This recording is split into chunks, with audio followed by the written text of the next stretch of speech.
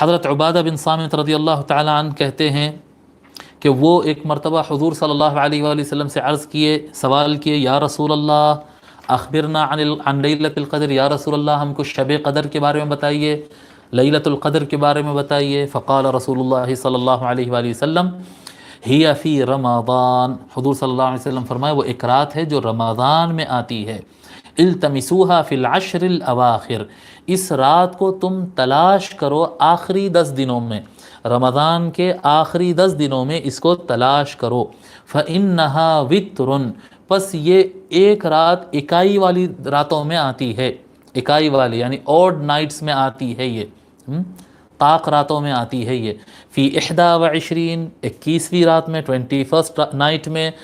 23، 23rd night میں، او 25، 25th night میں، او 27، 27th night میں، او 29 یا 29th نائٹ میں، او فی آخری لیلۃ، یا پھر رمضان کی آخری رات میں بھی آ سکتی ہے۔ فمن قامها ایمانا واحتسابا غفر له ما تقدم من ذنبه وما تأخر، پس جو کوئی اس رات میں، اس کو تلاش کرو، اس میں قیام اللیل کرو، شب بیداری کرو، عبادت کرو، اگر کوئی آدمی اس رات میں عبادت کر لے حالت ایمان میں اور ثواب کی نیت سے، غفر له ما تقدم من ذنبه وما تأخر، تو اس کے اگلے پچھلے سارے گناہ معاف کر دیے جائیں گے۔ رواہ احمد والطبرانی۔